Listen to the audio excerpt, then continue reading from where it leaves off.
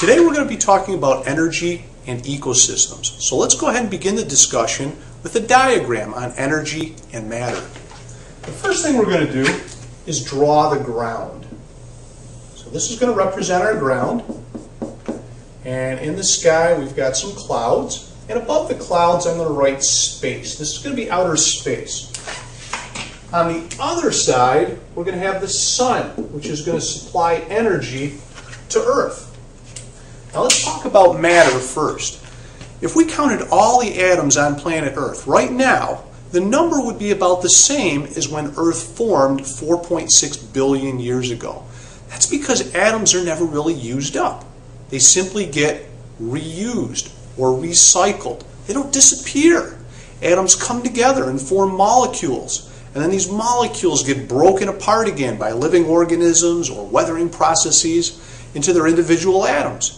And then these atoms come together again to form new, different molecules. And this process goes on over and over and over throughout time. So again, the atoms never really get used up. They simply get reused or recycled. So let's write that down. Matter gets recycled. Matter gets recycled. And I'm going to go ahead and show this with my arrows here. This is my recycling diagram. And this has important implications because there is a finite amount of matter on Earth.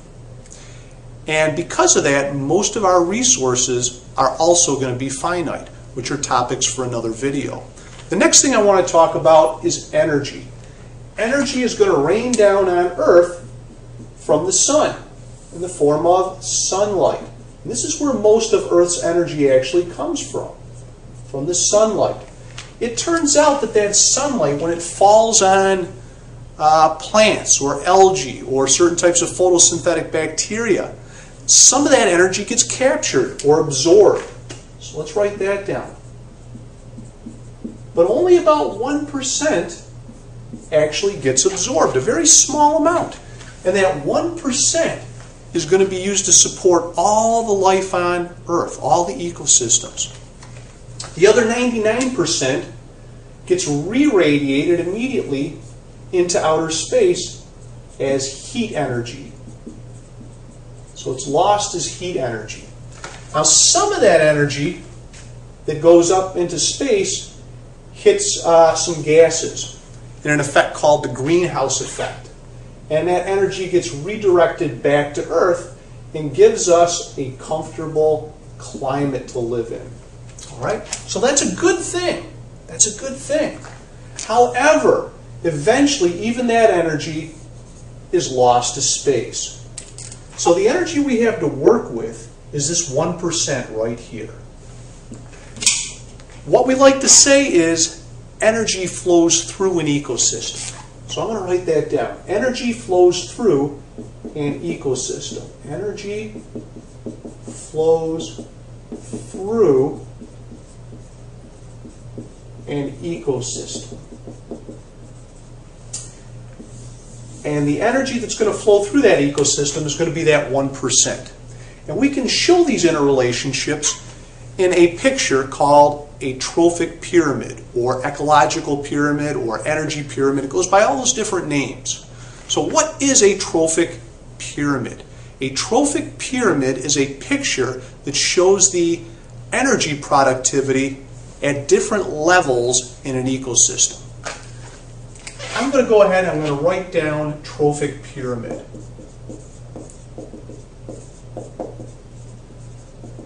And trophic means feeding. So the trophic pyramid is going to have various feeding levels. And I'm going to show this diagram as a triangle.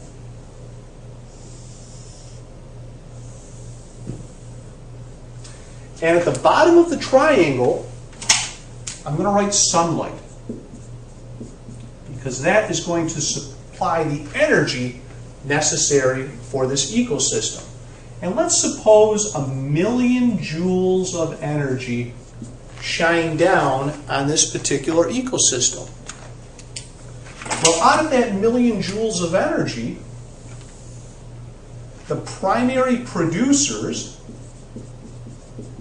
this is going to be the first rung of the ladder here. This is going to be our first trophic or feeding level on the pyramid. And it consists of primary producers. Now the primary producers are your photosynthesizers, your plants, your algae,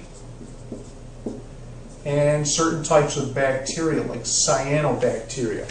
They capture the sunlight in a process called photosynthesis. And they only capture about 1% of that energy. So 1% of 1 million joules is 10,000 joules of energy. And that 10,000 joules of energy is what this ecosystem has to work with. These 10,000 joules of energy are going to be locked up in the bodies of these producers. They're going to be found, that energy is going to be found in the chemical bonds holding those atoms together in the bodies of these producers. Now eventually some of these producers are going to be consumed or eaten by the next trophic level. And that's going to be the second trophic level. And these are going to be called, these organisms are going to be called primary consumers. And they are herbivores. Now, the herbivores are going to eat some, but not all of the primary producers. So about 10% of the energy here gets transferred to the next trophic level. 10%. The other 90% gets lost as heat. And the heat is given off in activities of daily living. It takes energy to transport materials within an organism, and that energy ultimately gets given off as heat. It takes energy for an animal to walk and to move around. And in fact, as you walk and move around, you also give off heat energy too. Just like your car, feel the hood of your car after you drive it. It also gives off heat energy. So a lot of energy is lost as heat. Now, some of these herbivores are going to get consumed by the next trophic level, called our third trophic level. And these are going to be called secondary consumers. They are the carnivores. And again, only about 10% of the energy gets transferred to the next trophic level. The other 90% is given off is heat. And finally, the last trophic level, at least in this trophic pyramid, are going to be your tertiary consumers. Could be birds of prey. Could be snakes. These guys eat carnivores. And again, only about 10% of the energy gets transferred to that trophic level. The other 90% is given off as heat. This 10%, on average that is, that gets transferred from trophic level to trophic level to trophic level is called the ecological efficiency of this trophic pyramid. Ecological efficiency. And usually it's around 10%, but sometimes it can go up as high as 20% if we're talking about insects, or this number could even drop to just a few percent. For example, mammals and birds. They give off a lot more energy, and we'll talk about that in a little bit. Now, this has implications right here, not only for the ecosystem, but for people too. Because as people, we tend to be situated right here. We tend to be secondary consumers. We are omnivores. We eat both animals and plant material. Now think about that.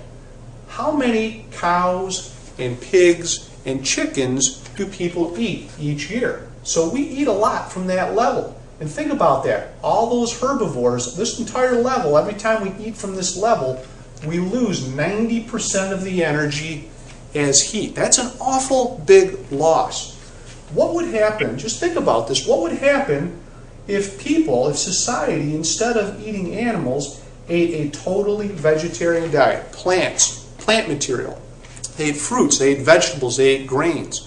Think how much energy would be saved. Think how many more people the earth could support. or how much more land we could save that wouldn't have to be used for farming. All right, those are all questions that we'll talk about later on in other videos. But important implications, something to think about at the very least. Let's go ahead and talk more about this 90% and 10%, because it can be a bit tricky. So I'm going to draw another diagram over here, and we're going to talk about that energy that's both stored and lost. I'm going to go ahead and I'm going to draw a caterpillar. So there's the caterpillar. Draw some antennas. We're going to draw some segments on it because it is an arthropod. We're going to draw some legs. That's our caterpillar. And this caterpillar is going to eat, let's say, 100 joules of plant material. And I'm just making that number up. It's a convenient number. 100 joules of plant material is going to get consumed by this caterpillar. What happens to that 100 joules of plant material? How does the caterpillar use it? Where does it go? Well, it turns out that about 10 joules of that energy, or 10% of that energy, gets stored in that caterpillar's body tissues, in the chemical bonds that make up that caterpillar. So any organism that eats this caterpillar consumes that 10 joules of energy and has that to work with. Where does the other 90% go? Well, it turns out the other 90% is going to get lost as heat. But let's see what happens first. About 40 joules of that energy is going to be lost in heat due to cellular respiration.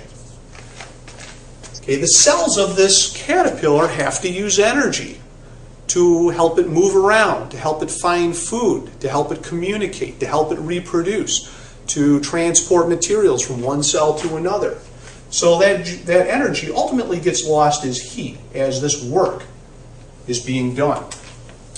The other 50 joules of energy is lost in the feces, in the waste material that this caterpillar produces. This 50 joules of energy is locked up in that feces, all right? There's chemical bonds holding that material together. And eventually what's going to happen is that the feces is going to get broken down by decomposers. And those decomposers are going to give that energy off as heat, which eventually is lost to outer space. So again, energy flows through an ecosystem from one trophic level to the next trophic level to the next trophic level. If we come back here, take a look at this. Only 1% of the energy was actually absorbed here. 10% gets passed on. So out of this 10,000 joules, this next trophic level has 1,000 joules of energy. And then this next trophic level, if we take 10% of that, has 100 joules of energy. And then this next trophic level has 10 joules of energy. We're running out of energy. And that's what's going on here. There's only 4 trophic levels here. Sometimes there's 5, sometimes there's 6, but that's about it. Because what happens is we just eventually run out of energy. There's no more energy to support another trophic level. Now if we come back here and we take a look at this, 10% of the energy was locked up in the tissues of this caterpillar. Well, what about mammals? What about birds? Well, they are endotherms. They maintain a body temperature. And because of that, they use a lot more energy to maintain that body temperature. Think of that. If you weighed 150 pounds and you're mostly water, how much energy in terms of food does it take to heat all that water to 100 degrees Fahrenheit day in, day out over the course of your lifetime? It's going to take a lot of energy. Now think about that. You have a hot water heater tank at home. If you turn that off for a month, think how much energy you would save. Think how much money you would save. Well, it's the same thing here. It takes a lot of energy to maintain your body temperature in terms of food. So something to think about. And that's going to be it for energy and ecology.